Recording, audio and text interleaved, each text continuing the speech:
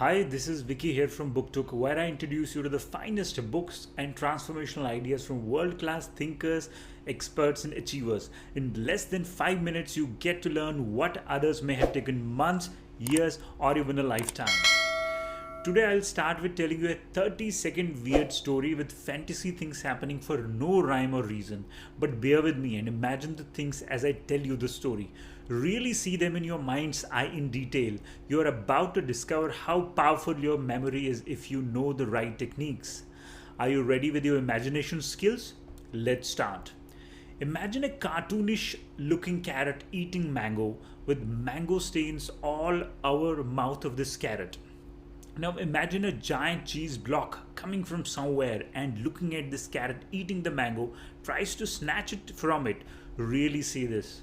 As you see this in your mind's eye, imagine the hands of carrot are actually long pointed pencils attached to it.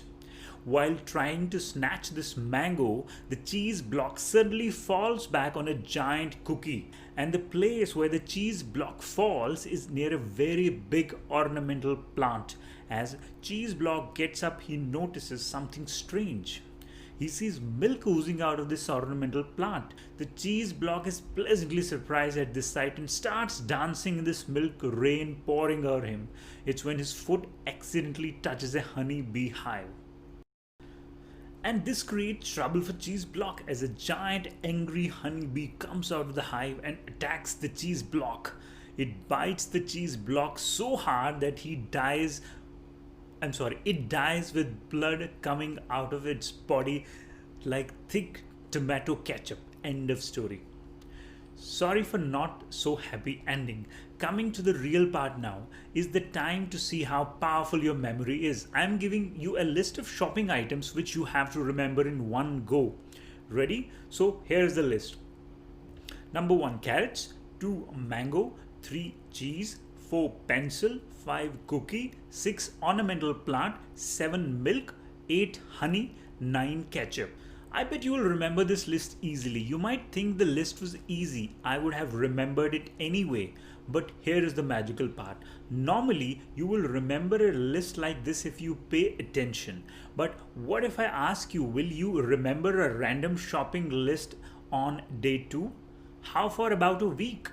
And will you remember this list after a month? For most of us, the answer is definitely not. But with the technique I demonstrated, you will remember this list or any other list 100% of the time and recall the list even after months if someone asks you about it. Today I'm sharing some powerful ideas from New York Times bestseller book by Joshua Foer. Joshua's story is interesting. Being a journalist and looking for something interesting story to write about, Joshua decided to cover 1995 World Memory Championship. Well, he was surprised to see memory champions do incredible feats of remembering like hundreds of random numbers, complete deck of cards, history dates, poems, etc. in super quick time. Joshua was more shocked speaking to world memory champion of the time, and he shared that it was not some superhuman ability that make him remember these things in super quick time. It was some timeless techniques and a lot of practice which anybody can do if interested. It was this conversation which changed Joshua's life as he decided to give this a try himself. What followed was 1 year of rigorous training, learning and improvising the memory techniques which culminated in Joshua being conferred as the world memory champion in next year's championships. Yes. There cannot be a better story to inspire from a very average person who believed to have an average memory to the world memory champion within just 1 year. Now most of us don't have to compete in memory championships, but we can do better job of remembering any day-to-day tasks, important details of a discussion. Maybe if you study, this will be massive upside on your abilities. Enhancing your memory's capabilities will also boost your confidence, expand your creativity, and improve your performance in day-to-day life at work, study, and play. Now, what was the technique I used when I made up a crazy story of a carrot eating a mango? I forced you to pay attention by making images and organize the list by associating one item with other. This is called association technique, foundation on which all memory skill training is based is creating mental images from the information that you are learning. The most memorable images are the ones that are completely out of the ordinary. How do you do it? When it comes to a mental image, make it big, make it move, make it 3D, make it colorful, make it humorous, make it huge. One or combination of these will make your mental images memorable. We did all of these in the carrot and cheese block story. Let's move on to the second technique. Beyond the link method, there is an even more powerful way to remember longer lists, maybe as long as hundreds of items.